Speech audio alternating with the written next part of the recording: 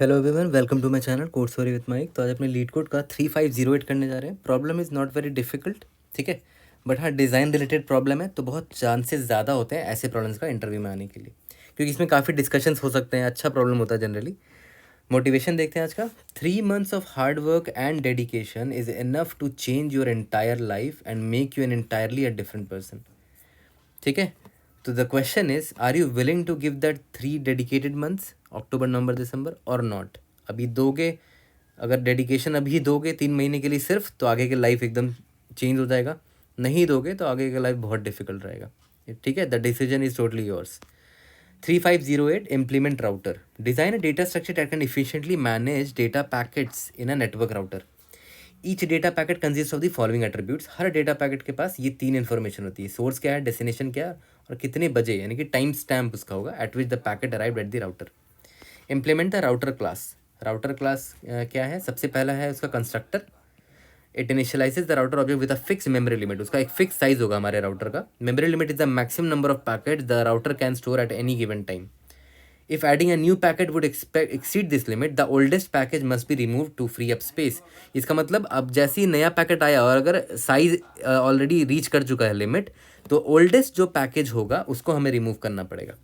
ठीक है, सबसे पुराना पैकेट होगा उसको रिमूव करना पड़ेगा। And it's a very common technique use in lot of places, है ना। मान लेते हैं कोई एक डेटा स्ट्रक्चर है जिसमें आप कोई डेटा को डाल रहे हो।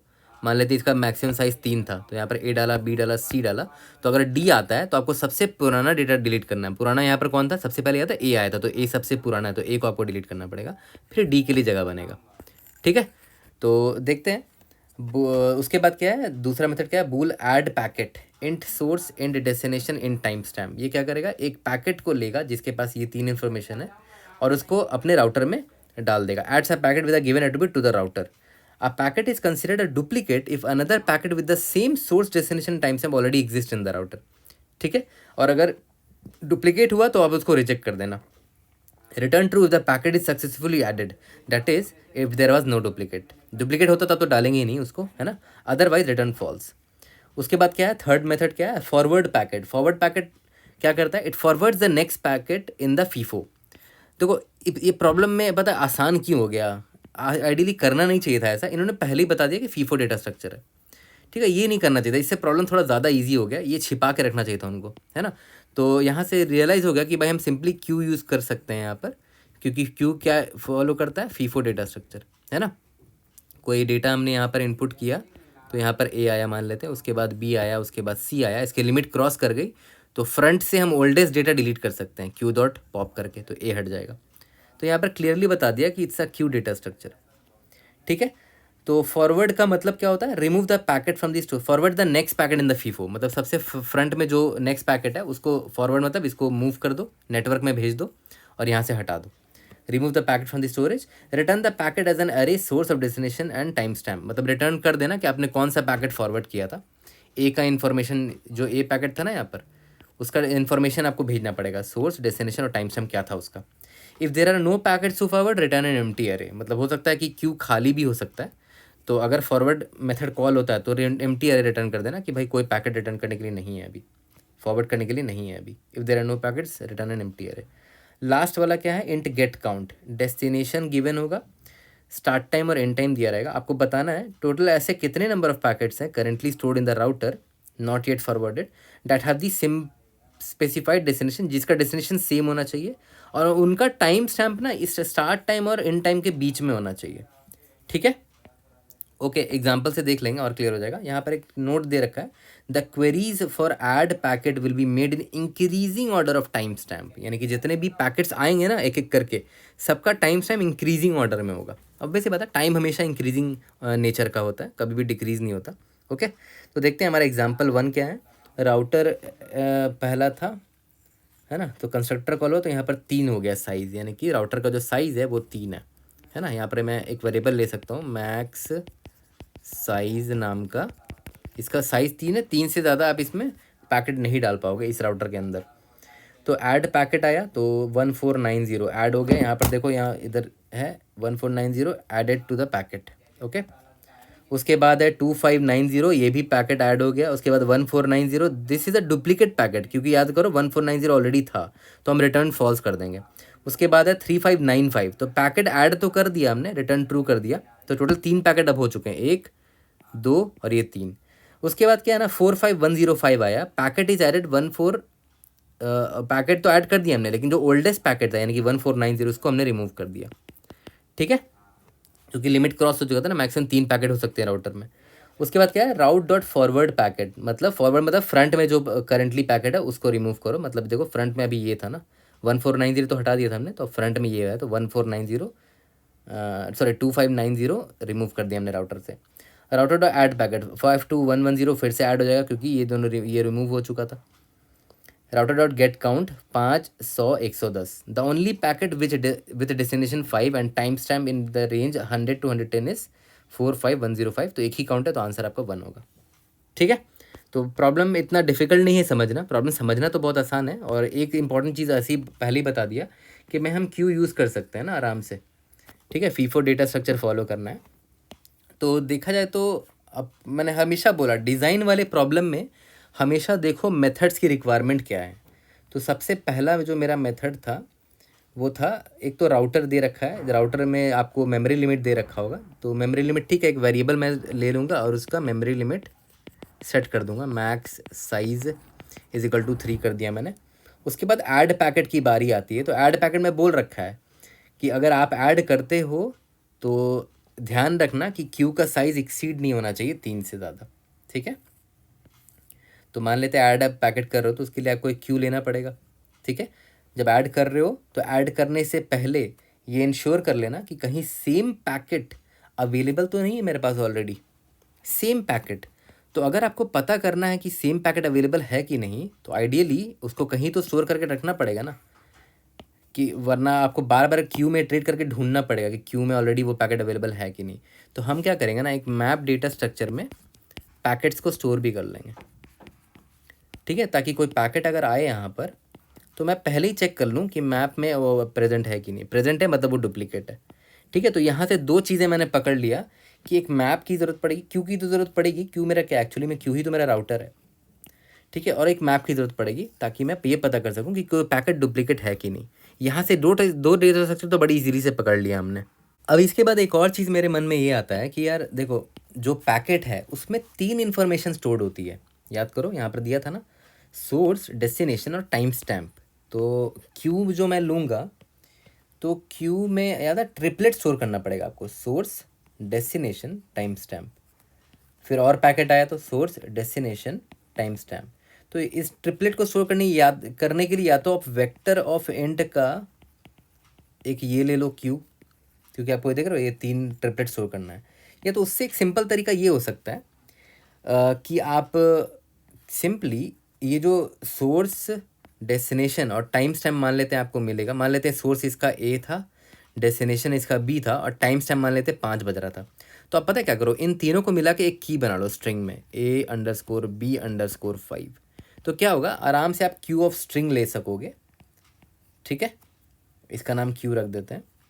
तो आप आराम से इसमें स्ट्रिंग डाल पाओगे क्यू में, वेक्टर लेने का झंझट नहीं रहेगा यहाँ पर, A_B_5। ठीक है, तो आराम से आप क्यू ऑफ स्ट्रिंग ले लिया आपने। और सिमिलरली मैप में भी आपको स्टोर करने में बड़ी आसानी होगी। आपका की क्या था, A_B_5 था, उसके करस्पॉन्डिंग यहाँ पर एक वेक्टर स्टोर कर लेते हैं। इसका सोर्स ए था, डेस्टिनेशन बी था और टाइम स्टैम्प 5 था। ठीक है, तो मैप का की भी अब थोड़ा इजी हो गया, देखो ध्यान दो, सिंपल मैप क्या हो गया, map of string versus vector, है ना। तो क्यू मुझे पता चल गया, मुझे क्यू ऑफ स्ट्रिंग लेना है, और जो मैप जो मेरा होगा, मैप का नाम क्या दे दें, मैप का नाम दे देते हैं पैकेट दे देते हैं, पैकेट स्टोर दे देते हैं, या तो पैकेट मैप, पैकेट स्टोर या पैकेट मैप, जो भी नाम देना है। ये क्या है, एक तरह का मैप है, अनऑर्डर्ड मैप ले लेते हैं, अनऑर्डर्ड मैप होगा। उसका की क्या है, एक स्ट्रिंग है, हर पैकेट को एक स्ट्रिंग में कन्वर्ट कर लेंगे हम लोग, और उस स्ट्रिंग का इन्फॉर्मेशन जो ट्रिपलेट है वो एक वेक्टर में स्टोर करेंगे हम लोग। ठीक है, यहाँ तक क्लियर हो गया। तो ये दोनों डेटा से बड़े आसान हो गया। तो देखा है तो अब मेरा जो ये वाला फंक्शन था, बूलियन ऐड पैकेट, ये तो बड़े आसानी से अब मैं कर सकता हूँ। देखो ध्यान दो, ऐड पैकेट में मुझे क्या क्या मिल रहा है, सोर्स मिल रहा है, डेस्टिनेशन मिल रहा है और टाइम स्टैम्प मिल रहा है। तो मैं आराम से इसका एक स्ट्रिंग बना लूँगा, की इज इक्वल टू स्ट्रिंग ले लिया मैंने, key is equal to string S plus underscore plus to string D plus underscore to string T. ठीक है, अब आपके लिए होमवर्क है, कमेंट में मुझे ज़रूर बताना कि मैं बीच में अंडरस्कोर क्यों डाल रहा हूँ। It's a very easy to get कि मैंने यहाँ पर अंडरस्कोर क्यों डाला है बीच में। बहुत लोगों को ऑलरेडी पता होगा, पास्ट में मैंने बड़े सारे वीडियोस में ये चीज़ बता भी रखी है आपको। ठीक है, तो कमेंट में ज़रूर बताना। तो मान लेते हैं आपने की बना दिया, अब बस आपको इसको अपने क्यू में डाल देना है। बट ध्यान देना, क्यू में जब डालोगे तो उससे पहले देख लो मैप में कहीं प्रेजेंट तो नहीं है ये। तो पैकेट स्टोर डॉट फाइंड, अगर ये की ऑलरेडी प्रेजेंट हुआ मेरे पैकेट वाले मैप में, याद करो जो मैंने बनाया था यहाँ पर, इसका मतलब ये डुप्लीकेट है। ठीक है, not is equal to packet store dot end, इसका मतलब ये प्रेजेंट था। तो मैं प्रॉब्लम में क्या दे रखा है कि रिटर्न फॉल्स कर दो उसमें। ठीक है, तो कितना आसानी से फिगर आउट हो जाता है once you are able to find the data structure. तो आराम से आप मेथड भी देखो कंप्लीट कर पा रहे हो लाइन बाय लाइन। ठीक है, ओके, ये तो हो गया कि डुप्लीकेट है तो रिटर्न कर दिया। एक और चीज़ चेक करना चाहिए था आपको कि आपका जो राउटर है, जो क्यू है आपका, उसका साइज़ अभी तक एक्सीड तो नहीं हुआ है ना। तो यहाँ पर मैं लिख लेता हूँ कि इफ़ जो मेरा क्यू है उसका साइज़ अगर greater than equal to max underscore size हो जाता है, मतलब ऑलरेडी वो लिमिट रीच कर चुका है, तो मैंने आपको क्या बोला था कि जो सबसे लास्ट डेटा था उसको हमें रिमूव कर देना है ना।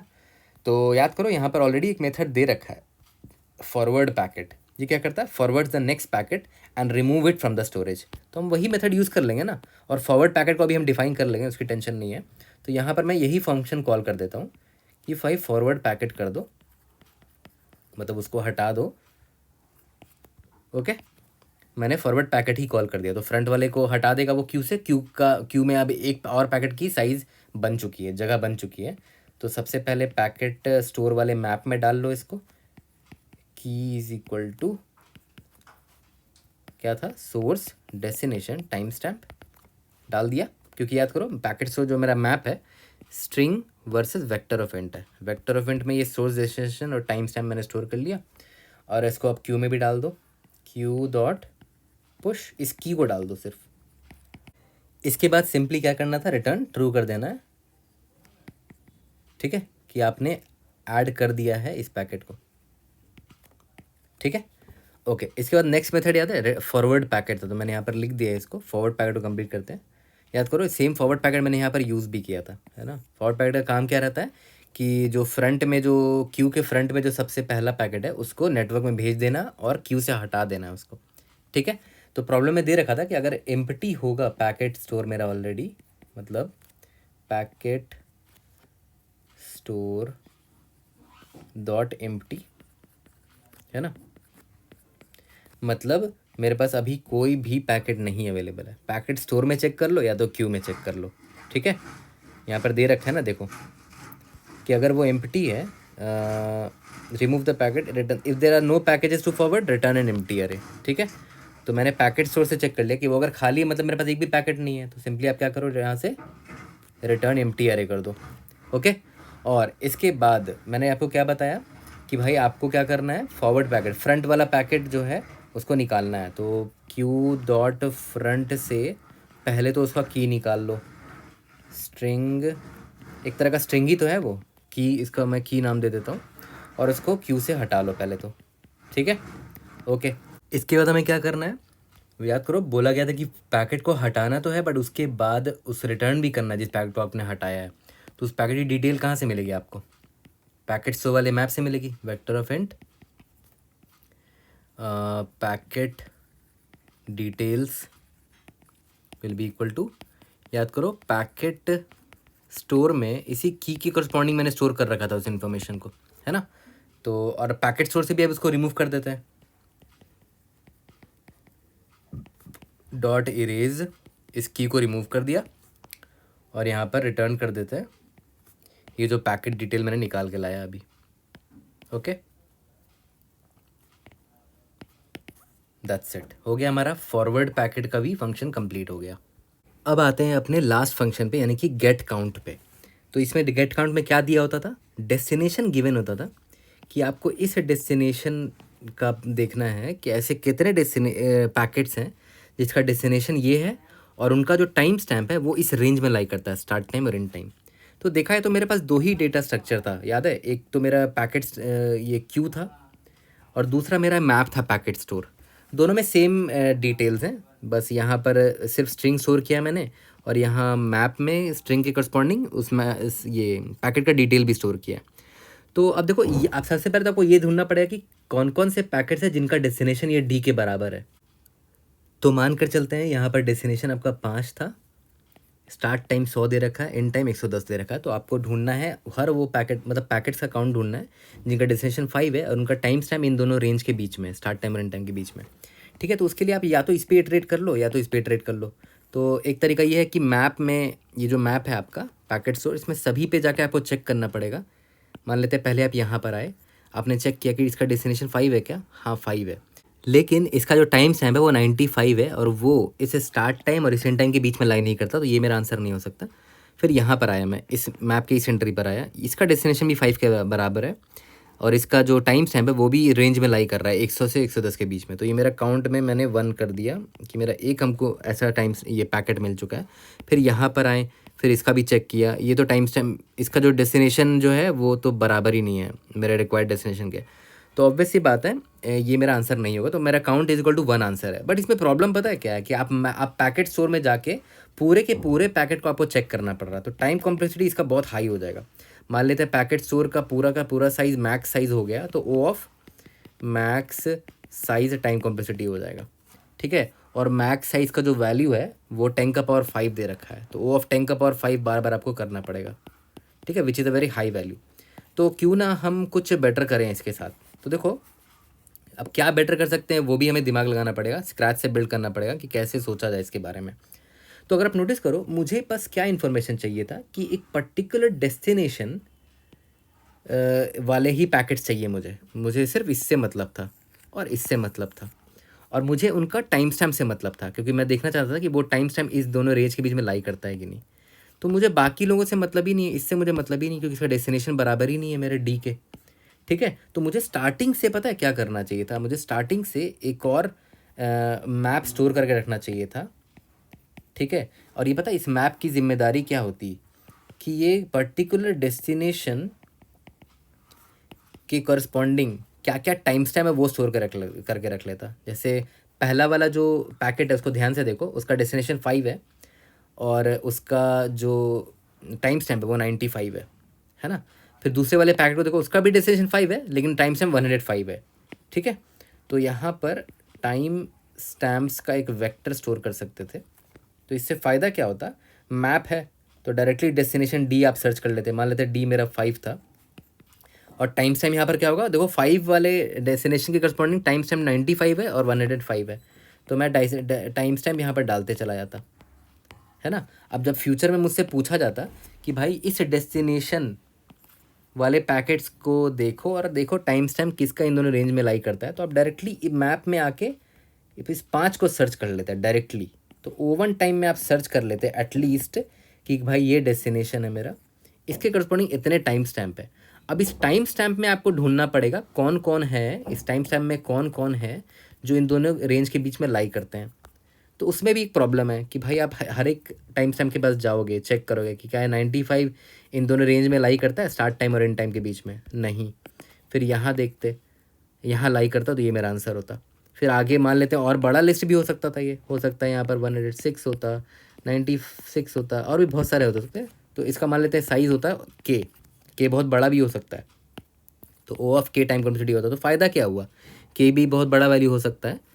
तो ऑब्वियस सी बात है जो हमें और बेटर सोल्यूशन चाहिए होगा। तो आपने नोटिस किया था प्रॉब्लम में दे रखा था कि जो टाइम स्टैम्प है ना, जो टाइम स्टैम्प है वो हमेशा इंक्रीजिंग ऑर्डर में गिवन होगा हमें, इंक्रीजिंग ऑर्डर में। तो हमेशा ये इंक्रीजिंग ऑर्डर में होगा हमारे पास। मतलब कुछ ऐसा होगा 95, 96, 105, 106 and so on, increasing order में होगा।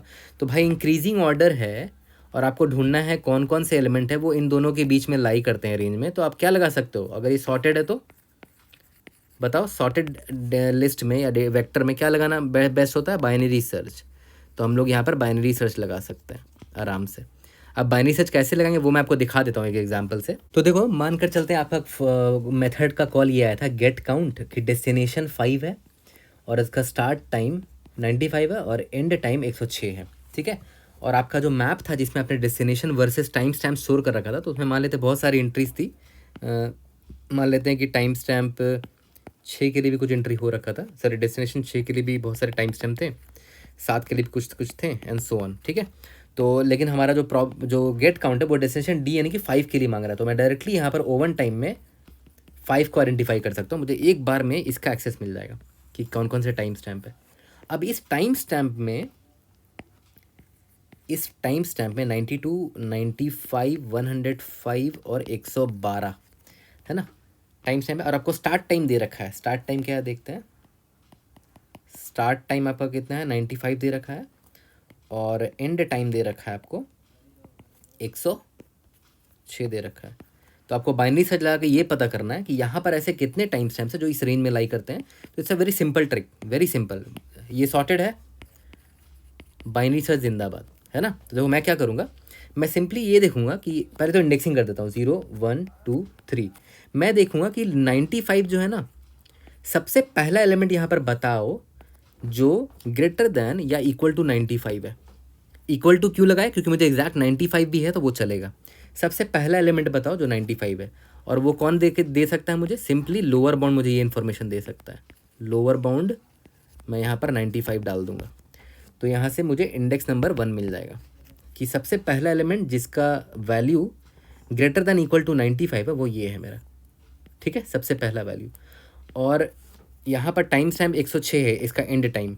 मैं बोलूँगा सबसे पहला वैल्यू जिसकी वैल्यू ग्रेटर देन 106 है, ठीक है। तो इसके लिए मैं क्या करूँगा, अपर बाउंड लगा दूंगा 106। तो बताओ तो सबसे पहला वैल्यू यहाँ पर कौन सा है जो ग्रेटर देन 106 है? क्या ये ग्रेटर देन 106 है? नहीं, ये भी नहीं है, ये भी नहीं है, ये ग्रेटर देन 106 है। तो इसका इंडेक्स क्या है? 3 है, इसका इंडेक्स 3 निकल गया है, ठीक है। दोनों का डिफरेंस निकाल दो, आराम से काउंट निकल कर आ जाएगा। देखो 3 - 1 upper bound minus lower bound, that is कितना आ गया? 2 आ गया। इसका मतलब क्या हुआ कि 95 से 106 के बीच में लाई करने वाला जो टाइम स्टैम्प है वो 2 टाइम स्टैम्प है, और वो कौन था? ये दोनों था। और मैंने कैसे निकाला? मैंने इसका इंडेक्स निकाल लिया और इसके बाद का इंडेक्स निकाल लिया जो कि आपके इन टाइम से जस्ट बड़ा था, और दोनों को माइनस कर दिया, तो आपको इन दोनों का काउंट निकल कर आ गया, ठीक है। यहाँ तक क्लियर है? काफ़ी आसानी से हमने निकाल लिया। जो भी यहाँ पर आया इसका 1 था और ये 3 था, इसकी वैल्यू i मान लो, इसकी वैल्यू j मान लो। हमने क्या किया यहाँ पर? j - i कर लिया, एज सिंपल एज दैट। और लोअर बाउंड और अपर बाउंड का टाइम कॉम्प्लेक्सिटी क्या होता है? लॉग ऑफ k होता है। k मतलब जो वेक्टर का जो भी साइज होगा यहाँ पर, ठीक है, लॉगरिथमिक होता है। तो o ऑफ k से हम log ऑफ k में आ चुके हैं। तो देखा है तो हमने सारे मेथड्स को अब हमने कर लिया है। और आपने एक चीज़ नोटिस किया, रिक्वायरमेंट के बेसिस पे मैंने बाद में डिसाइड किया कि मुझे ये एक और डेटा स्ट्रक्चर चाहिए होगा ऐसा। और इसी तरह इंटरव्यू में भी होता है। प्रॉब्लम स्टेटमेंट पढ़ते हो तो वहाँ से धीरे धीरे करके रियलाइज़ होता है, एक बार में ही पूरा सोल्यूशन आपके मन में नहीं आता है। इसीलिए मैं इंश्योर करता हूँ कि जो मेरा वीडियो है वो इंटरव्यू सेंट्रिक हो, इंटरव्यू में जिस तरह मैं सोल्यूशन बताता हूँ वैसा हो, ठीक है। इंटरव्यूअर को ये भी नहीं लगना चाहिए कि आप ऑलरेडी बना चुके हो प्रॉब्लम को, है ना। इससे लगेगा कि हाँ भाई आप प्रॉब्लम को पढ़ रहे हो, इवॉल्व कर रहे हो और उसको धीरे धीरे समझ के सॉल्व कर रहे हो, ठीक है। तो हमने गेट काउंट सॉल्व कर लिया, फॉरवर्ड पैकेट सॉल्व कर लिया, ऐड पैकेट सॉल्व कर लिया। लेकिन याद करो हर बार हमें वो भी तो करना पड़ेगा। मैंने एक जब मैप लिया था ना जिसमें हम हर डेस्टिनेशन के करस्पॉन्डिंग उसका टाइम स्टैम्प स्टोर कर रहे थे, तो हमें हर फंक्शन में वो भी तो करना पड़ेगा। यहाँ पर जो भी डेस्टिनेशन मैप होगा मेरा, डेस्टिनेशन मैप मेरा जो भी डेस्टिनेशन है यहाँ पर डी है डेस्टिनेशन, उसके corresponding push back time stamp add करना मत भूलना, है ना। और फॉरवर्ड पैकेट के वक्त याद है वो एलिमेंट हट जाता था, तो डेस्टिनेशन वाले मैप से भी हटाना पड़ेगा उसको, ठीक है। तो यहाँ पर रिटर्न करने से पहले उसको भी हमें अपडेट करना पड़ेगा। तो एक और डेटा स्ट्रक्चर आ चुका है तो उसका भी हमें मेंटेनेंस करना पड़ेगा ना, ठीक है। तो यहाँ पर डेस्टिनेशन मैप, डी से डेस्टिनेशन मिल जाएगा आपको, ठीक है। याद करो ये पैकेट डिटेल्स था ना, तो पैकेट डिटेल्स में क्या क्या इन्फॉर्मेशन होती थी, सोर्स, डेस्टिनेशन और टाइम स्टैम्प। तो यहाँ से आप डी निकाल सकते हो, int D is equal to packet details जो आपने निकाला था यहाँ पर, उसका इंडेक्स नंबर 1 पे होगा ये। तो अब डी मिल गया, तो डेस्टिनेशन मैप से मुझे पैकेट डेस्टिनेशन मैप में उस डेस्टिनेशन का मुझे वेक्टर एक्सेस मिल सकता है, डेस्टिनेशन मैप डी करके, ठीक है। तो हो सकता है उस डेस्टिनेशन के लिए बहुत सारे टाइम स्टैम्प्स होंगे, T1, T2, T3 and so on. तो याद करो अभी जब फॉरवर्ड पैकेट करते थे तो हम किसको हटाते थे, जो सबसे फ्रंट में होता था पैकेट, और हो सकता है उसका ऑब्वियस बात है फ्रंट पे होता था, तो सबसे पहला टाइम स्टैम्प T1 था, उसी का होगा T1 टाइम स्टैम्प। तो मतलब बस पहले वाले को मुझे रिमूव करना है यहाँ से, इस डेस्टिनेशन मैप के वेक्टर से, ठीक है। तो मैं क्या करूँगा यहाँ पर, erase destination map, destination map D से मुझे ये वेक्टर का एक्सेस मिल गया, उसका इरेज क्या करना है, सबसे बिगिनिंग वाला एलिमेंट, डॉट इरेज इस वेक्टर का बिगिनिंग जो होगा डी डॉट बिगिन, बस ये वाले बिगिन वाले एलिमेंट को इरेज कर देना बस आपको, ठीक है। यहाँ तक क्लियर है, ओके। तो I think we have done everything. अब जब जल्दी से कोड करेंगे तो लाइन बाय लाइन दोबारा से वहाँ पर देखना, वहीं पर टाइमर स्पेस कम्प्लीटिव भी देख लेंगे। तो चलो सबसे पहले मैंने देखो मैक्स साइज नाम का वेक्टर, ये एक वेरिएबल ले लिया ताकि मैं यहाँ पर असाइन कर सकूँ। यहाँ पर जैसे ही कंस्ट्रक्टर कॉल होगा राउटर का, मेमोरी लिमिट जो आया मैं मैक्स साइज में असाइन कर दूंगा। फिर मैंने सबसे पहला अनऑर्डर मैप लिया पैकेट स्टोर का। याद करो ये एक ऐसा मैप है जो कि एक की के करस्पॉन्डिंग उसका सोर्स, डेस्टिनेशन और टाइम स्टैम्प स्टोर करता है, ठीक है। और ये की हम बनाएंगे खुद से, है ना, using source, destination and time stamp. और इसकी फिर हमने क्यू भी स्टोर किया था, क्यू में वो की स्टोर होगा स्ट्रिंग। और एक और लास्ट में हमें वेक्टर मैप लेना पड़ा था जहाँ पर एक करस्पॉन्डिंग डेस्टिनेशन के करस्पॉन्डिंग कौन कौन से टाइम स्टैम्प्स है वो देखना था, ठीक है। अब हम लोग सबसे पहले आ जाते हैं ऐड पैकेट में। तो ऐड पैकेट में सबसे पहले तो की निकाल लेते हैं भाई, मेक की नाम का एक फंक्शन बना लेते हैं जहाँ पर मैं ये सोर्स पास करूँगा, डेस्टिनेशन पास करूँगा और टाइम स्टैम्प पास करूँगा। तो ये मुझे क्या दे देगा, एक की बना के दे देगा। तो स्ट्रिंग मेक की इंट सोर्स, इंट डेस्टिनेशन और इंट टाइम स्टैम्प, ये तीन चीज़ मुझे पास करना है। और सिंपली रिटर्न क्या करना है, return to underscore string S plus underscore plus to underscore string destination plus underscore plus to underscore string time stamp. तो एक की बन के मुझे रिटर्न हो जाएगा यहाँ पर। और जैसे ही मुझे यहाँ पर की मिल गया तो मैं सबसे पहले ये चेक करूँगा कि कहीं पैकेट स्टोर में ऑलरेडी ये पैकेट अवेलेबल तो नहीं है। If packet store dot find is not equal to packet store dot end, मतलब ऑलरेडी अवेलेबल है ये पैकेट, तो मैं क्या करूँ, रिटर्न फॉल्स कर दूंगा, ठीक है। और अगर ऐसा नहीं तो चेक कर लेंगे सबसे पहले कि क्यू का जो साइज़ है अगर वो ग्रेटर देन इक्वल टू मेरा मैक्स साइज़ हुआ तो ऑब्वियस ही बात है हम क्या करेंगे, सबसे पहले तो रिमूव कर देंगे जो सबसे लास्ट पैकेट, सबसे ओल्डेस्ट पैकेट है। फॉरवर्ड पैकेट कॉल कर दिया तो रिमूव हो जाएगा मेरा ओल्डेस्ट पैकेट। अब जैसे ही रिमूव हुआ मैं सबसे पहले क्या करूँगा, पैकेट स्टोर में डाल दूंगा इस इन्फॉर्मेशन को, key will be equal to source destination time stamp, ठीक है। और क्यू में भी डाल देता हूँ, क्यू डॉट पुश की डाल दिया। और उसके बाद याद करो एक और हमने मैप लिया था डेस्टिनेशन टाइम स्टैम्प। तो ये क्या करता था, destination dot push underscore back time stamp store कर देता था। यहाँ तक क्लियर है। और सिंस टाइम स्टैम्प हमेशा इंक्रीजिंग ऑर्डर में आ रहा है इसीलिए हमेशा इंक्रीजिंग ऑर्डर में ही स्टोर्ड हो रहा है इस मैप में। इस मैप के करस्पॉन्डिंग जो वेक्टर है ये इंक्रीजिंग ऑर्डर में ही स्टोर्ड होगा, T1 T2 T3। T1 सबसे ओल्डेस्ट होगा, T2 से उसके बाद next oldest, third oldest T3 होगा एंड सो ऑन, ओके। और उसके बाद हमें रिटर्न ट्रू कर देना क्योंकि हम ऐड कर पाए ना इस पैकेट को, तो रिटर्न ट्रू कर दिया। तो मेरा ऐड पैकेट यहाँ पर फिनिश हो गया, ओके। अब आ जाते हैं फॉरवर्ड पैकेट में। फॉरवर्ड पैकेट में पहले ही बोल दिया था कि अगर एम्प्टी है पैकेट स्टोर डॉट एम्प्टी, ठीक है, तब तो एम्प्टी वेक्टर रिटर्न कर देना, ठीक है। और अगर ऐसा नहीं है तो चलो देखते हैं, स्ट्रिंग की इज इक्वल टू मेक की सॉरी फॉरवर्ड पैकेट, मतलब फ्रंट वाला पहले निकाल लेते हैं, सॉरी स्ट्रिंग की मतलब क्यू से मिलेगा ना, क्यू डॉट फ्रंट है ना, फ्रंट वाले को मुझे निकालना है। और क्यू डॉट पॉप करना मत भूलना, ठीक है। इसके बाद वेक्टर ऑफ इंट पैकेट की इन्फॉर्मेशन निकाल लेते हैं ना, पैकेट डिटेल्स निकाल लेते हैं, is equal to packet store वाला जो मैप है उसमें ये की पास कर दो, ठीक है। डिटेल्स मिल गया।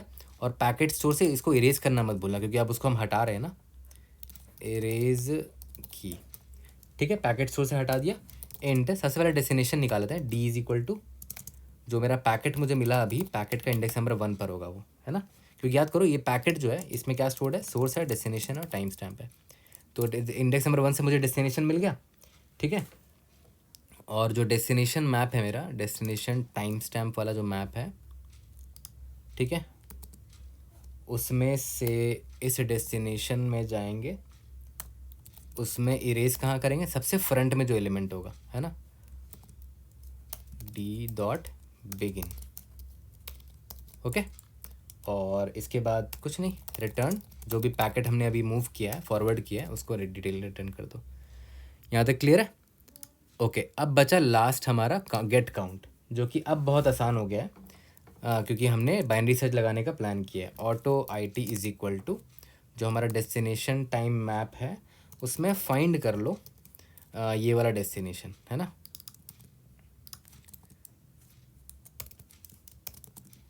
ठीक है। डायरेक्ट डेस्टिनेशन हमने फाइंड कर लिया। इफ़ अगर I T is equal to destination time map dot end, मतलब वो प्रेजेंट ही नहीं हुआ, या फिर आई टी का सेकेंड डॉट एम्प्टी हुआ। इसका मतलब क्या हुआ, डेस्टिनेशन टाइम मैप में या तो हो सकता है मैप में ये प्रेजेंट ही ना हो, ये वाला डेस्टिनेशन, तो वो and destination time map dot and को रिप्रेजेंट करेगा, या फिर उस डेस्टिनेशन के कॉरस्पॉन्डिंग जो टाइम स्टैम्प वाला वेक्टर था वो खाली हो, I T dot second dot empty अगर हुआ तो हम क्या करेंगे, सिंपली रिटर्न 0 कर देंगे, ठीक है। मतलब एक भी काउंट नहीं मिला हमें, 0 काउंट मिला। और अगर ऐसा नहीं है तो vector of int and time stamps vector ले लेते हैं, यहाँ पर ये भी हटा सकते हो, ठीक है। और आई टी को सेकंड निकाल लिया, यानी कि हमें यहाँ पे क्या मिल गया, वो टाइम स्टैम्प वाला वेक्टर मिल गया, T2 T3, ओके। और बस हमें इसके बाद क्या निकाला था, int I is equal to, याद करो लोअर बाउंड लगाने वाले थे ना हम लोग, लोअर अंडरस्कोर बाउंड कहाँ से कहाँ तक लगाना, बिगिन ऑफ ये वाला time stamps, end of time stamps, और क्या किस पे लोअर बाउंड लगाना है, जो मेरा स्टार्ट टाइम गिवन है पैरामीटर में, ठीक है। और मुझे इंडेक्स चाहिए, तो begin of time stamps minus कर देंगे तो मुझे एग्जैक्ट इंडेक्स मिल जाएगा उसका, ठीक है। और in similarly j is equal to upper bound लगाना है सेम चीज़ पर मुझे, तो यहाँ पर लोअर की जगह अपर कर दो, और बिगिन टाइम से एंड टाइम टाइम, और यहाँ पर एंड टाइम का लोअर बाउंड चाहिए आपको, इंडेक्स मिल जाएगा, रिटर्न कर दो simply J minus I, okay. तो काउंट निकल कर आ जाएगा, रन करके देखते हैं। We should be able to pass all the test cases. क्या गलती है, स्ट्रिंग मेक की इंट सोर्स, यहाँ पर इंट होगा, सॉरी, लेट्स सी, रन करके देखते हैं एक बार।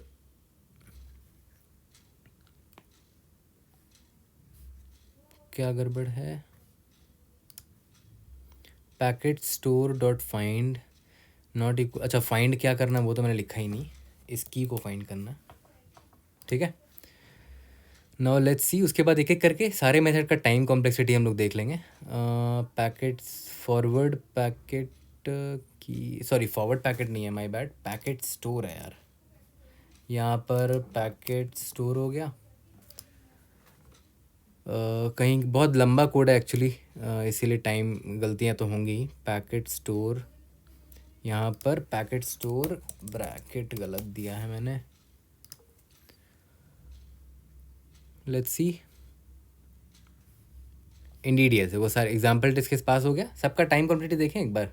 सबसे पहले देखो मेक की में ना हम हर एक इंटीजर को कन्वर्ट कर रहे हैं यार, है ना, स्ट्रिंग में कन्वर्ट कर रहे हैं, तो इंटीजर में जितने डिजिट्स होंगे, है ना, जितने डिजिट्स होंगे उतना टाइम तो लगेगा ही, तो लॉग ऑफ डिजिट्स, जितने डिजिट्स होंगे टू द बेस 10 उतना टाइम यहाँ पर लग जा रहा है मेरा।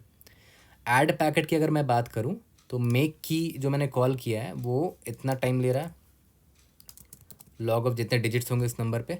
ये फाइंड जो फंक्शन है, लॉग ऑफ पैकेट स्टोर क्या है, मेरा एक अनऑर्डर्ड मैप है, तो अनऑर्डर्ड मैप में मैं बोल सकता हूँ कि एवरेज टाइम कंप्लीटिविटी ओ ऑफ 1 होता है C++ में। यहाँ पर भी ओ ऑफ 1 है, पुश में भी ओ ऑफ 1 है, यहाँ पर पुश बैक भी ओ ऑफ 1 है। तो ओवरऑल देखा जाए तो ऐड पैकेट का overall time complexity log of digits पे डिपेंड कर रहा है, कितने डिजिट्स है उस पर। बाकी सारे O1 टाइम कम्प्लेक्सिटी के हैं, ठीक है।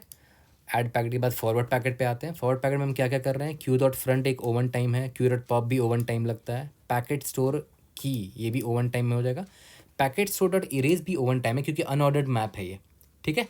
अब यहाँ पर देखो, डेस्टिनेशन टाइम मैप डी से आपको वेक्टर मिल गया और वेक्टर से आप फ्रंट एलिमेंट को इरेज कर रहे हो, तो इरेज करने की वजह से क्या होगा, यहाँ पर टाइम कम्प्लीटली O ऑफ के हो जाएगा, where k is equal to size of vector, है ना। जितने टाइम स्टैम्प्स इसमें स्टोर्ड होंगे इस वेक्टर में उसके responding time completely O of के लग जाएगा यहाँ पर, ठीक है। अब देखते हैं गेट काउंट में क्या है। गेट काउंट में आप यहाँ पर फाइंड कर रहे हो डेस्टिनेशन टाइम मैप में, तो फाइंड करने का O1 टाइम लगेगा, क्यों, क्योंकि अनऑर्डर्ड मैप है। फिर आपको यहाँ वेक्टर मिल गया, लोअर बाउंड लगा रहे हो तो टाइम कम्प्लीटली क्या होगा, लॉगरिथमिक हो जाएगा, लॉग ऑफ के बोल सकते हो, के या तो कोई भी कुछ और बोल दो, log of size of vector, ठीक है। यहाँ पर भी log of size of vector, okay. देखते हैं एक बार, देखते हैं। अब देखो, जानबूझकर मैंने यहाँ पर एक गलती करी है ताकि आपको एक चीज़ मैं सिखा सकूँ, क्योंकि मैंने वो फेस किया था। देखो टाइम लिमिट आ गया 742 टेस्ट केस सिर्फ पास हो पाए, not test case time out कर गए। अब देखो ध्यान दो, यहाँ पर याद है गेट काउंट में जब आपको डेस्टिनेशन मिलता था, डेस्टिनेशन करस्पॉन्डिंग जो वेक्टर होता था उसको आप फिर से आप एक कॉपी बनाते थे यहाँ पर टाइम स्टैम्प में। तो कॉपी बनाने की क्या ज़रूरत है, आप उसी वेक्टर में डायरेक्टली इटरेट मार लो ना, डायरेक्टली वहीं पर बाइनरी सर्च लगा दो। तो यहाँ पर आप M% डाल दोगे ना, अगर M% डाल दोगे तो ये बाई रेफरेंस उसको लेगा, अलग से कॉपी नहीं बनाएगा। या फिर आप ये IT.second क्या एक तरह का वेक्टर ही तो है, तो हर जगह टाइम स्टैम्प्स की जगह IT.second लिख दो, इधर भी इधर भी इधर भी इधर भी इधर भी इधर भी, ठीक है। तो आपको इसका टेंशन अब खत्म हो गया। अब सबमिट करके देखते हैं, देखना अब सारे टेस्ट केसेस पास हो जाएंगे, क्योंकि आप एक्स्ट्रा कॉपी बना रहे हो। तो एक्स्ट्रा कॉपी बनाने में क्या हो रहा है, टाइम कम्प्लीसिटी लीनियर हो जा रहा है आपका, क्योंकि देखो ध्यान दो, अगर इस लाइन को आप देखोगे तो ये एक लाइन लीनियर टाइम कम्प्लीसिटी यहाँ पर आपका वेस्ट हो रहा है, क्योंकि कॉपी बन रहा है टाइम स्टैम्प का यहाँ पर, ठीक है। इसको हटा दिया हमने। We have pass all the test cases. I hope I was able to help. See you in the next video. Thank you.